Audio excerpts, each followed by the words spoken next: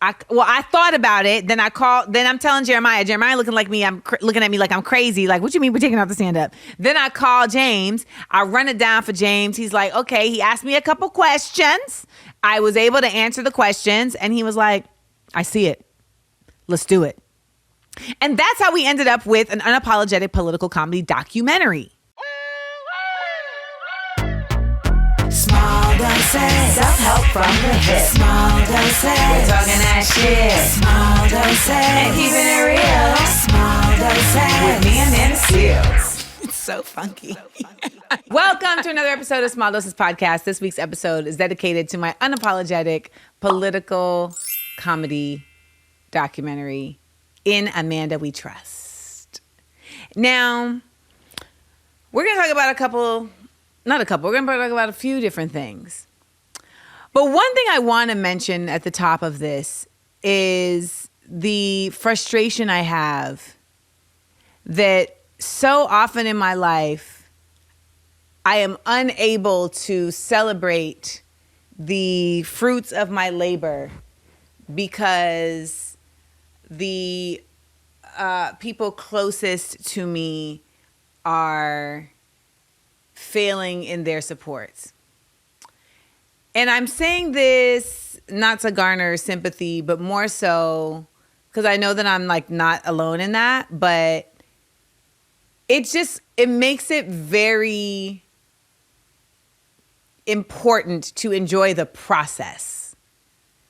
Because if you bank everything on just the outcome, it really puts you in a jam. If the factors outside of your control, aka people, jam you up once you get to that part of the process. And I will say that this time right now that at the time of me recording this podcast, I literally feel so emotionally up that I want to throw up. Like I physically feel ill. I just put another pillow behind my back because my lower back holds my stress. And I hope that by the time this airs, I feel better. And if you are feeling the same as me right now, I hope that by the time this airs, you feel better too. Because it is the ebb and flow of life. I understand. I am at peace with that. It is just what is given to you. You are... I mean, y'all know I'm not Christian, but I know that it's the whole, you're not giving more than you can handle. I actually don't agree with that. I think quite often you're giving more than you can handle. I think it is in that time that you either figure out how to be better at handling things. That's when you get more coping mechanisms, and you also become better at hopefully learning how to identify that which you cannot handle. And I hope that you also become really Bob the Buildery on them boundaries. Because your girl is doing all those things. And we have spent 270 some odd episodes of this podcast teaching and speaking and thinking about how to do all of those things. And in many cases, in relation to being a creative. Because the thing about being a creative is I don't get to just go to work and then do the work and then shut it off. I got to do the work. Then I got to talk about the work. I got to sell the work. I got to adjust the work, etc. And all of that has to happen from a very intrinsically personal place. So when your personal is very intrinsically discombobulated, it can be difficult. Nonetheless, we persist and we flow. One of the biggest reasons why this experience of making In Amanda We Trust was so positive was because it was the first time that I've ever trusted my knowledge of how to make something so innately that it allowed me to very intrinsically flow. And that is not something that's easy for a lot of us. It's not necessarily easy for me, right? Like I think, we all question ourselves and we make a decision and we're like, ooh, should I go back on the decision? Ooh, I don't know if that's going to work. Ooh, ching, chang, wada, wada, bang, bang. Ooh, ching, chang, wada, wada, bang, bang. You know what I mean? It's all of this. But over the practice of doing things, you gain confidence. And I've always said that confidence is really just fact-based data of what you have proven to yourself. And I got to have the opportunity to exhibit a certain level of confidence in this process that has really served me, and I feel like the people I worked with, very well, because I didn't have any pressure also on this project, and that was by design. I removed the pressure when I decided to change the direction of the project. We got a lot of ins in this project. So let's start with inception. No, I'm not referring to Leonardo. So the inception of this project was me deciding that, okay, the pandemic is a bit over and I need to be like making something. I need to be doing something. I need to be out here. I need to be, just really like getting back on the good foot. I didn't do stand up for 2 years. My last special came out in 2019 and I was on tour for like 6 months of last year. And so I really felt like, okay, it's time. It's time for you to like get back in the mix. It's time for people to be reminded of like what you do with these jokes. It's time for you to also, be amongst your peer group again. And so I had this, this very immense feeling of like, okay, we're going to get it. We're going to get cracking. We're going to get focused. And I proceeded and I hit up Jesse Collins, who is the executive producer that did my, hold on one second, this is bothering me. Sorry, guys. If you're listening, there was a little baby seal that had fallen and it just felt forlorn and I had to reset it. If you want to know what I was doing, you can watch the episode on YouTube at Amanda Seales TV. We would love your subscribers. It would actually make me feel really good. Nonetheless, I digress.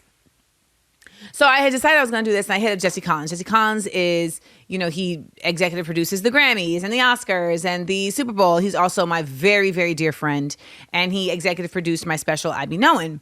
And in him being my very, very dear friend, he was like, let's do it. When are we doing it? And you know that I'm not in a good place because I'm wearing red lipstick with a pink and white blazer. I'm just seeing this on the monitor. Jeremiah, why you didn't tell me? Pink and red match. I mean, they can, but in this situation, I feel like I'm really pushing it. All right. Again, you want to see it? You know where to be it. So anywho, I hit up Jesse. He was enthusiastic and he was like, we should do this in a way that we wouldn't have been able to do it if we were doing it with a studio. Actually, let me go back. Let me go back, baby. Let me go back. Let me see you go back. I had actually spoken to my agent, and my agent went around town looking for, kind of like who wanted to do my next special. And they was not fucking with your girl. Okay? They was not with your girl. And I'm not going to take that personal, but it was very like, yeah, we're doing this already, so we can't. Or, yeah, we already got these from these people, so we can't. Or, yeah, we could do it, but we're going to pay you 225 cents to do it. And it was like, I just don't see the feasibility of me doing this in this fashion. Like, it just feels like it's not really like the best way to go about things. And it was like, when it came down to it, and this is why I love my agent, shout out to Matt Horowitz. He was just like, listen, if you have the means to do it yourself, I think you should. I think we've stepped into a new era. And I think that ultimately you as a creative work best when you are unfettered. And unless the money is going to be worth it, the creative freedom is going to be worth it. And let me just side note to anyone who's listening and looking to be in this business or, who's looking sideways at their agents. Your agents, in my opinion, should, or anyone who is working with you creatively in a business setting, should always advise you based on your creativity and the commerce, not just the commerce. I've had agents in the past who their only way of advising was based on the market and the game.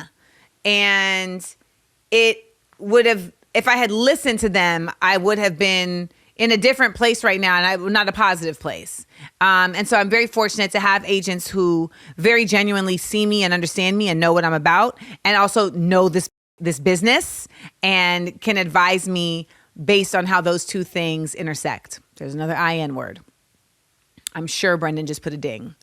So that being said, I was like, okay, I'm going to take his advice. And I moved forward on like, okay, I'm going to call Jesse. Jesse and I, we're brainstorming. He's like, let's do something different. Maybe we do some interstitials. Maybe make it like a mockumentary about, you having to do this yourself. And I'm over here and I was like this is since like January, where I'm trying to like wrap my head around this. Like me and Jeremiah would be sitting here in this office, like just kind of throwing ideas around, you know what I'm saying? I'd be talking to my different friends. I'm talking to James Bland. We'll get to him later. I'm talking to James Bland, and me and James are just family. So like we'll just catch up, and in our catch up, we talk about creative ideas, etc. And I was just not hitting it. And that's the thing. For me, I will tell you, I know one thing about me artistically, and that's that when I like an idea, it flows. I don't have struggle with it. That's everything in life, honestly. But when it comes to creative, it's much very clearer for me, where it's like, this just isn't requiring any like real duress. It's just, it like the synapse is firing. So it wasn't happening. Then it was March, and Jesse was like, yeah, we can shoot it in May. And I'm like, it's March. How are we shooting in May? Where are we shooting it? What day are we shooting it? Where are we shooting it? We're like, what do you mean? And shout out to Jesse Collins. You can hear him and his partner, Dion, his fiance now, Dion Harmon, on Side Effects of the BET Awards, because they also produced the BET Awards 2020 when I hosted. And, Jesse in his heart, Jesse's like, let's do it. But in his schedule, it's like, where? So I had to really be the adult in this situation and say, you know what, Jesse, I don't think we can do it. Just a side note, I don't know about y'all, but like, have you ever been in a situation where you're like depressed and so you have no appetite, but you're hungry? I don't know how to explain that. Right now, my body is like, do you plan on eating? And my mouth is like, I mean, what? What? Hot tamales? Sour Patch Kids? Like, I don't have a taste for like actual food right now. Maybe I'll have some ice cream. But I digress. So inception wise, there very much was this idea of like, okay, I'm gonna have to figure out the path forward if I'm not gonna work with Jesse. The other part of it is this, y'all. Even if I did work with Jesse, and even if Jesse did it at cost, which means that he would only charge me like the fees that are incurred, not his own personal fee, and then he would take a percentage of the actual profits. Even if he did that, which would have been incredibly generous, I'm not wealthy.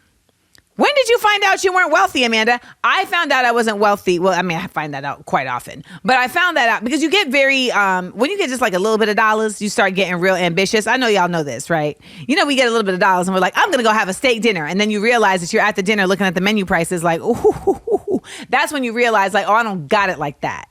So like, that's one of those moments. I was on a vacation recently and realized like, oh, you're not wealthy. Because every meal feels like a negotiation with yourself. You're also doing things like, all right, we'll have a late lunch and then have some snacks, and so that we don't pay for dinner, because every night dinner is $250 freaking dollars. No shrimp is that good. Okay. So I realized like, okay, even if I could possibly afford to film this, I wouldn't have the money to market it. I wouldn't have any breathing room. But I think beyond that, it meant that I would be really crossing my fingers the whole time about the outcome in a way that would feel uncomfortable, because you're just holding yourself to this money standard of like, well, I spent this money, so it better be good, it better be good, it better be good. And it's like, that's what these executives are doing, right? That's what these executives are doing that has the commerce messing up the creativity, because their whole bottom line is about, did I waste money? Not about, did I make something good? And I don't want to put myself through that if I'm also independent. Like, and if I have the luxury of finding a way to do something where, yes, I'm spending my own money, but I'm not backing myself into a corner where I may have to get on the pole just to promote it, then like, let me try to do that. That feels like the smarter route. But this is what I mean by the intuition and the flow. I had to hear that within myself. I had to listen to that and not just let it come and swat it away. And it would have been easy to swat away if I had stuck to the problem that I had created in my mind, which was that I need to prove myself to people. And I'm going to keep it a buck with y'all. Like, there was a part of me that felt like I need to do something because I need to prove to people. I need to prove to people that I'm still a comic. I need to prove to people that I'm still valuable out here. Like, I need to prove. And it's like, well, who are you proving to? Who are you proving to? Because for the most part, like, your audience, like, they just rock with you, just as is. They're going to rock with you in an afro. They're going to rock with you with your twists. They're going to rock with you on a boat. They'll rock with you in a car. They'll rock with you wherever you are. So who are you trying to prove to? It was very emancipating to let that go. And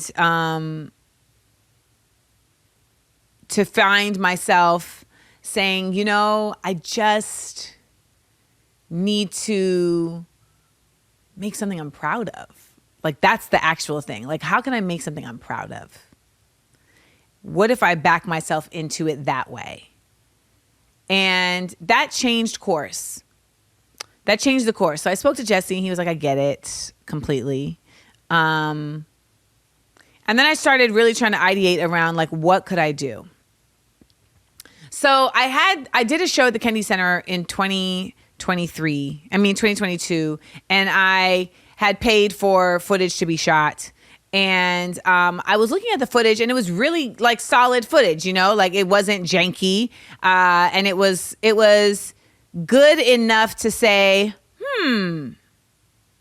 maybe I could do something with this. So that pivot set us off on a new course. What if I do a stand-up special from my Kennedy Center footage, and we do some interstitials that are paired with it that maybe take place in DC, or, that chart a course in that way. So that was the next plan. But actually, rewind, when I was talking to Jesse and we had decided we were going to do this, he was like, I think you should do interstitials. Who should direct the interstitials? And I thought of only one person, and that is James Bland, who you can also hear on Side Effects of Boys from the first 10 episodes. I think it's episode 4 probably. James Bland also directed the first season of my web series, Get Your Life. He's also an incredible director who directed his own Emmy Award-winning web series, Giants, as well as he directed the end of this series documentary for Insecure. He's also not a shabby actor either. He's also a writer, and he's also one of my very best friends on the face of the planet. So I hit James. I told him my ideas with the interstitials from before we had pivoted, and he was like, let's do it. But now I got to call James and tell him, okay, so now Jesse's not going to be involved. It's looking like we're going to do stand up from this footage. And I sent him the footage, and he was like, okay, because he's also thinking, well, we just doing the interstitials. And the interstitials are essentially going to be, 5 of them at 5 minutes, and they'll be, sprinkled throughout the special. So, let's focus. He's like, that's where I'm going to put my focus. So I said, okay, I'm going to get this together.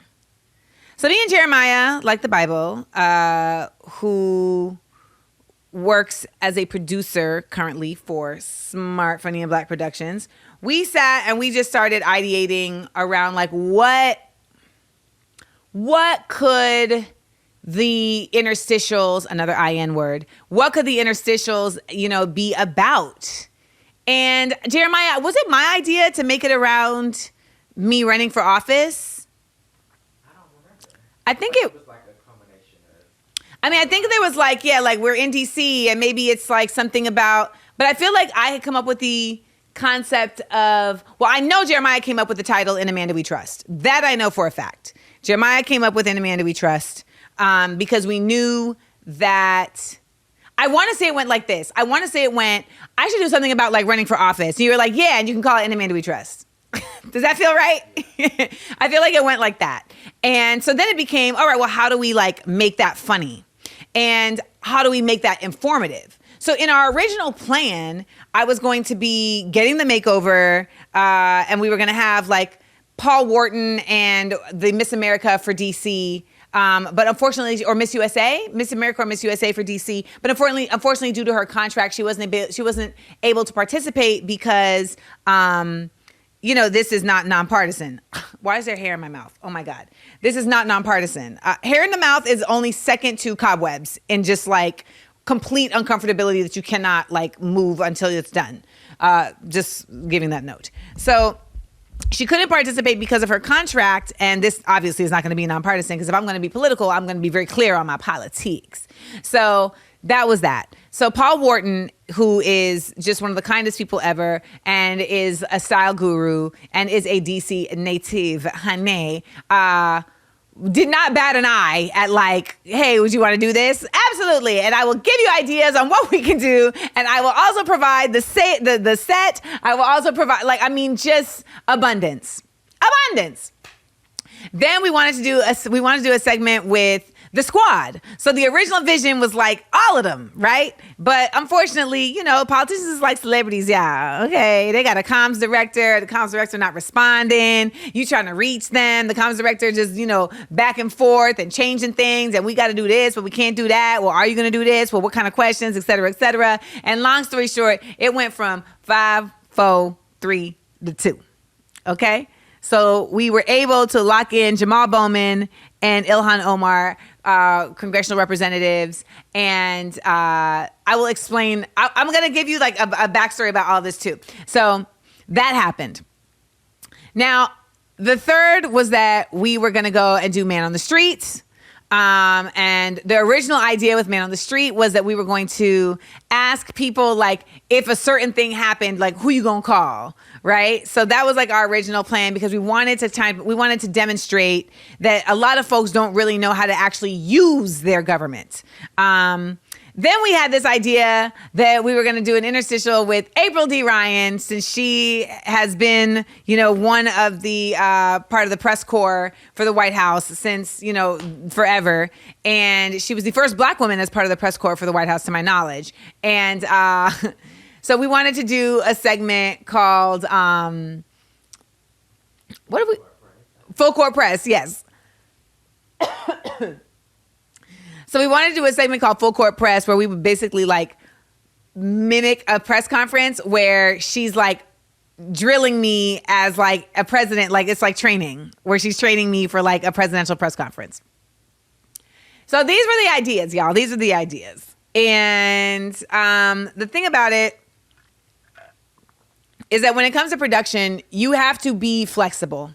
There's no way around it. You have to be flexible because you're working with other people. You're also working with the elements like of, other venues, of the weather, of technology. So you just do yourself a service by just being more chill about the way things go. And I am not a chill person by any stretch of the imagination. I am a high-strung person. I am a perfectionist. I want things to go the way that they're supposed to go. And so what you do is you surround yourself with people who are chill people, and they keep you like just, calm. So here we are. We have this old plan. Now we got to start reaching out to people to make this plan come to action. This is also the first time I've ever hired a line producer. So a line producer is the person who is managing the budget. Because we're indie, we had a split role. So it was a line producer / production coordinator. And it allowed us to actually, allowed me to, for the first time, not be shouldered with so much of the business while I'm trying to be creative. And shout out to Trevor Jones for just taking us through this process and really becoming a source of information and knowledge just about a number of things. Because once I decided to do this and move forward with it, we were off to the races. But, you know, upon its completion, there was a strike. And I hit him and was like, is this going to be a problem? And he was very in the know. His wife is a writer, and you know, just really like helped to provide some insight immediately. But when it came to the strike of things, you know, it's really important to address that, like, me making this in this time was my own decision to do because I wanted to make something. But it somehow serendipitously speaks to the fact that so many of us at this point are only going to get to make something if we make it by ourselves or if we make it with an indie, because that is what we're striking about, is that, you know, these networks, they are not fair in terms of how they're sharing profits around intellectual property. They're also not consistent in their hiring practices. And also, I mean, we have the AI of it all, where they're like, well, even if you are some unique talent, we can just take that, you know, print it and copy paste it, and now we got that unique talent in our files. So your safety as like an intellectual creative is only preserved if you're making stuff by yourself as well. I mean, and even that's a little bit sketchy wedge, because the internet is a breeding ground for, let me hold that real quick. So I was also pushed to do this myself, y'all, because I feel like I've constantly been on a journey of trying to figure out how I can be as free as possible in the messaging that I feel like is consistently being sequestered and suppressed. Right. And then also, how can I be as free as possible, like as a Black woman, to just show up in my art without having to convince others that it is okay to show up like this, or having to explain to others, you know, that, oh, no, this thing I said is actually not anti-Semitism. It is a Black phrase. It is an AAV phrase. You know, like when we say they killed Jesus, what do they do to you? That is not anti-Semitism. That is an AAVE phrase saying if they gonna take out, and they is anyone. Okay, they is anyone. If this guy who's supposed to be turning water into wine can be taken out, imagine what can happen to you. That's a Black phrase that is used all the time, by the way. But being able to exist in a creative space where those things are intrinsically understood is, oh my gosh, y'all, it's just incredibly freeing. Incredibly freeing. So I was like, you know, I'm going to make something. And I'm so proud that my team also, when I say my team, I mean like James, Jeremiah, Trevor, you know, that everybody seemed to corral behind the fact that, like, yeah, like, we're going to make this and it's going to require a little extra footwork, but we also don't got to answer to nobody. We can just take the bullshit as it comes and come up with what needs to happen next. And we don't have to get approval from anybody else, you know? That was, I don't know about you, Jeremiah, but that for me was 90% of the reason why this process was not just like frustrating and annoying. Even with my own special, you know, when I had my special on HBO, even though I'm working with Jesse Collins and I love Jesse Collins, like, I'm still having to go through like channels, you know, to like get things approved, not necessarily the content, but just like the stage and like, can we do it at this venue? I don't know. You know, like there's, even with the marketing, I remember they were trying to market my special like it was like a, you know, a bonus episode of Insecure, you know? And I was like, cut it out. Like, I know that I'm on the show and I'm a Black woman, but like, can it have its own uniqueness to it? So, I mean, the original stuff, guys, was just like, come on. So it was really great to step into this independent space in the middle of the strike. It wasn't in the middle of the strike at the time, but while in the strike, to be in this independent space, because it let me know how necessary it was, not just something that I'm doing because it's like the only option. And it's like, no, this is a great option. And this is what's going to happen if these don't get it together on the other side of the table. We're going to have to continue to find ways to work independently. We're going to have to learn how to work together, because I think a lot of times what happens, y'all, is that when you work with smaller, production companies and groups, you still want to hold them to the same level of expectations as these studios. And it's like, well, we don't even have the same resources, but we also don't have the same intentions as them, right? So it's like, how can we come to the table with a different level of interacting with each other than you would if you were at a studio? So those are the types of things that come through your mind. But in this project, and in Amanda We Trust, it really was like, okay, we're going to get this going. And we got it going. So why is there so much hair in my mouth? Did you see that? Oh my gosh. So we get it going. My original intention was I need to prove myself. Now the intention is I just need to make something dope. So we head to DC. Actually, before we go to DC, we were able to work with a couple writers. I was able to work with Andrea Allen and Rita Brent and Jeremiah and James. And we crafted, just some bullet points for when we got out there, and, how we want to make sure that we hit it from top to bottom in each scene. So there was no formal script written, but it was still, we need to make sure that we get these things because it matters to the way that the project is going to flow. So when we got there to DC, the morning of me going to DC, it dawned on me that I should be in a Shirley Chisholm shirt for some part of this. Because when I created the artwork for the special, I based it on an original poster of Shirley Chisholm's when she was running for office on Bought and Unbossed in 72.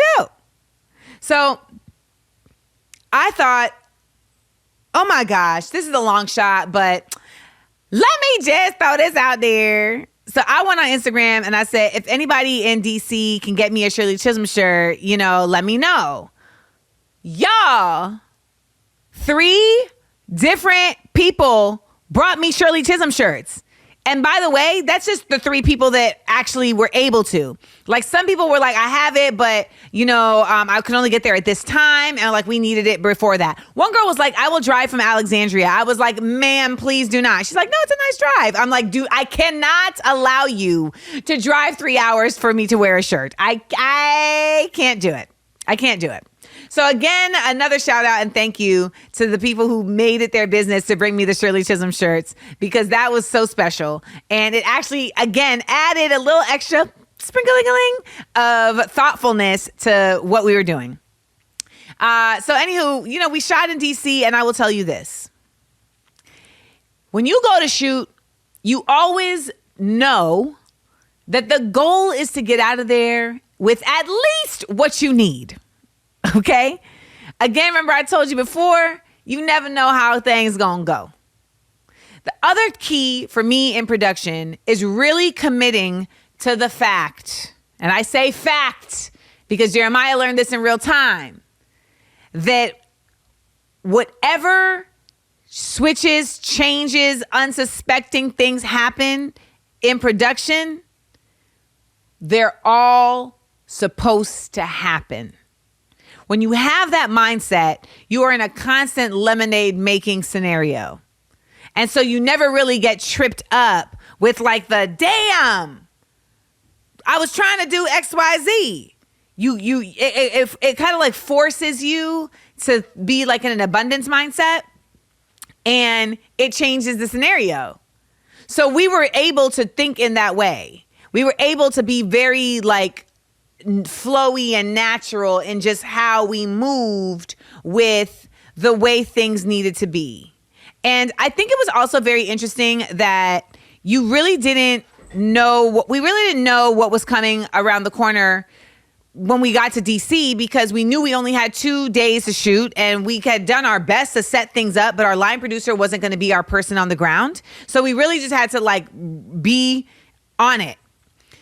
The first day we shot the intro, which is me talking to the camera, me getting the texts. Then we decided, like, I think it's like spur of the moment. It was like, let's have Reg call. Reg Thomas just happens to be available wherever he's at in the world and like calls and like has like this fake conversation with me. Then we had to go and do the man on the street stuff. Man on the street is one of the most precarious things that you can sign up for because you really never know what you're going to get. And I don't know what prayers were said the night before this shoot by anybody else on the shoot, but when I tell you we was delivered, okay? Because every single person that we interviewed was awesome. We didn't throw away any interviews, y'all. Every single person we interviewed is featured in this project. That's crazy. That's unheard of, actually. And it was because like everybody was not only charismatic, oddly enough, but they seemed to really care about what they were talking about. And I guess they really seemed to care about talking to me as well. And you could feel it through the lens. Like it was just a very surprising, happy turn of events that everyone was just gonna kill it. Now, mind you, while we're standing there, Jeremiah is like, of course, wrangling folks and he's prepping this one person. And she's like, you're my cousin, right? And he's like, I don't know what you're talking about. And she's like, yeah, your mom just posted a picture of you and Amanda because we were in Atlanta the day before. She's like, your mom just posted a picture of you and Amanda at the house and it was on my Facebook. Y'all, the teacher that is talking to me about Florida just randomly is Jeremiah's cousin and was like naming aunties and uncles. She's vetted. Anointed. I cannot tell y'all, like these things happening, they really make you be like, okay, we gonna be good. We gonna be good. We gonna be good. Next day, boom, Paul Wharton. We get to the store. I have hair in my mouth again. Ugh. We get to the store and the owner had originally said that, he didn't know if he was going to come, he was going to be there. Like he was completely like helpful to us and supportive of us, like using the venue, using his store. But he just really didn't know if he was going to be a part of this. He must have woke up that morning like, who am I kidding? Your man's Everard was there, baby, in the suit, ready to hit it. So he comes through and he's there with his wife, Jen. And then Paul shows up and Paul just makes everything better. So we're shooting and we did the first scene downstairs, like talking about it. And then when we went upstairs, I was like, we got to do it again. Because I realized that basically me and Paul had shot it like we were doing Queer Eye. It was very not mockumentary and very reality. Yeah. Very reality TV. And so we had to go back and do it again. And we got it. We got it the second time around. The second time around. Working with Paul was incredible because he is so malleable and just so willing and free and open. He's also just very focused and clear. And like those two things don't undermine each other. He was really just excited about what we were doing. I was excited about what we were doing. And it just felt like we could really just step into the scene. We didn't have a script. We're improving that whole thing. Everything you're seeing is improv. Like, of course, we know, okay, I'm going to wear this outfit. We know that we're going to talk about this outfit. But what you're seeing is completely us talking off the dome and just vibing, honey. Just vibing. Vibe. Even when like that car went off, the car alarm went off, like that's just me and Paul reacting. And like, I got to tell y'all, like, it was doing this that I also realized that I've also elevated like in my performance capabilities. I've been doing this since I was 8 years old. So I didn't even know that I could like expand or like improve. But I think from being just sitting around by myself for quite some time now, it allowed me the opportunity to kind of just get to know myself better. And so now being on screen, I know myself better. And so it goes back to what we were talking about in the beginning, where it's like, this is the first time I was doing a project where I actually like knew what I was doing. And now I also feel like that extended to like my actual skill set as a performer. Like I know myself so well that I'm not like reaching for something to give to the people. Like it's already kind of it's already on the surface and there. And that felt so comforting. And I feel like it also allowed for the man on the street conversations to flow the way they did, as well as Paul, as well as the next group, which was when we sat down with Ilhan Omar and Jamal Bowman. Thank goodness we didn't have the whole squad, because we don't have enough cameras for all of that. Also, by the way, the Cannon building, me and Jeremiah walk in like we're thinking like this is going to be super duper top flight security of the world, Craig. And they're like, we go through security and they're like, do y'all know where we're going? We're like, oh, we're waiting for like our escort. They're like, oh, because I mean, we can like just show you where it is. And we're like, no, it's fine. We were afraid. Nonetheless, we get up there and Jamal Bowman's staff, so welcoming, so nice. Also just like so aware that his office is completely a barren wasteland. And so allowed us to move things around and create a more appealing aesthetic. Ilhan Omar, did y'all know she was that funny? Y'all, I did not know Ilhan Omar had the jokes. I definitely thought Jamal was going to be the one with the jokes, and then Ilhan was going to be like the solid, like the more serious one. It actually ended up being reversed. Jamal is silly, but he's serious. Ilhan is a whole comedian, okay? And we have like outtakes of Ilhan being even funnier. I got to figure out where those are going to go. You know where those are going to go? You're going to see all the outtakes on Patreon. So you can follow at theamandaverse.com to get all the outtakes from In Amanda We Trust, because we are definitely going to make sure that the Patreon folks feel good about it. So it was just a very like wild moment those 2 days, because we knew we only had these opportunities to get it done. And it got done, y'all. And then some. And I kept saying, man, even if we don't do the stand-up, we got everything we need. We got everything we need. Well, when we got back to LA, we started looking through the footage, and my editor was looking through the footage, and like his computer wasn't working. And then there was like a whole thing with the drive. Long story short, my editor ended up being like, I'm not going to be able to edit it. Yeah. I just remember sitting in the car outside the manicure spot like, what's happening? What's happening? But then I remembered everything in productions happens the way it's supposed to when these types of things happen. So my ex was like, well, he was like, oh, you should call Kev on stage. And I was like, oh, I guess that would be a good idea. Sure enough, Kev on stage to the rescue. I called Kev on stage. He was like, oh, I got an editor for you. And I got an editor for you immediately. Yeah. So I speak to this editor and we hit it off. And he's like, I got you. Let's knock it out. 2 days later, I'm looking at the stand-up footage. I'm looking at the actual footage of the interstitials. And y'all, again, with the intuition pushing you. I'm just like, I don't think we should use the stand-up. So I was racking my brain with the stand-up because I had done 90 minutes. And I wanted to condense it to 60 minutes. So that meant I had to choose jokes that I wanted to use and choose jokes I wanted to throw away. What this also meant, though, was that the reality is there are jokes in here that even though if they're funny, I have developed them beyond this, because this is from this is from like June 2022. And I was on tour for 5 more months after that. So there were jokes in there that were like solid jokes, but it was like, yeah, but I could do them jokes so much better now. I've advanced them. They've developed. And I just didn't feel like it was fair to like give them to y'all in such a infancy state. And so I decided, I thought about it. Then I'm telling Jeremiah looking at me like I'm crazy. Like, what you mean we're taking out the stand up? Then I call James. I run it down for James. He's like, okay. He asked me a couple questions. I was able to answer the questions. And he was like, I see it. Let's do it. And that's how we ended up with an unapologetic political comedy documentary. Because ultimately, I listened to my intuition. And my intuition took me on this ride. My intuition said to me, this is where we need to go with this. And I think that was something that I wasn't ever as committed to hear. I wasn't as committed to listening to that as I had ever been before.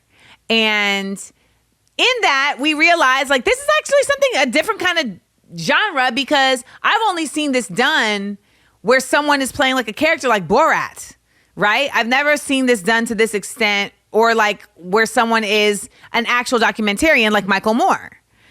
This is kind of like Daily Show-esque, you know, with some boosting to it. And I really am excited that you guys finally get to see this. You know, there's been other flows and changes and steps that were going on within the process of production that really required a lot of teamwork and dream work. I remember me, James, and Jeremiah sitting on a call for like 5 hours one day, just ideating around where we wanted to make shifts in the footage, how we wanted to piece things together, you know, what we wanted to do with the music, etc. And that was one of the most fun calls like I think I've ever had, because it was like we were literally creating in the real moment and knowing that we can do whatever we are saying we're going to do. Like there isn't going to be a next step after this where I have to get it approved. We can just do it. You know, shout out to the Smart Funny and Black production team, because my coordinator, Jana, it was her idea to say, well, what if we like make people think you're running for office before we actually say what we're doing? I know y'all thought I was running for office, but also like, how crazy is it though that the political climate is so wonky McWonky now that none of y'all were truly even surprised if I did say I wanted to run for office, let alone the president. Like really though, as after Donald Trump, you're just like, I mean, why can't Amanda run? At least she can read. So then, you know, it's the project of, all right, I made this. I hope people will buy it. Originally, I thought, well, maybe I'll sell it for $5. And I gotta tell y'all, I was thinking that because it was like I wanted it to be affordable. I want people to be able to like it. But the reason why it ended up being 15 is because I have to put value to my work. It means something. And I think that unfortunately, the way capitalism is set up is that people don't put value to your work if you don't put value to your work first. And unfortunately, because of capitalism, that becomes cost. So I decided I would make this the cost of a movie. You know, if you can go see a movie, it's the same cost. And it has greater gains in the fact that like, you're not paying this into some rich white man's pocket so that he can continue to watch the buffalo roam on his ranch in Wyoming. You're paying it to Amanda Seales. The other thing that you're investing in is just like the value of edutainment.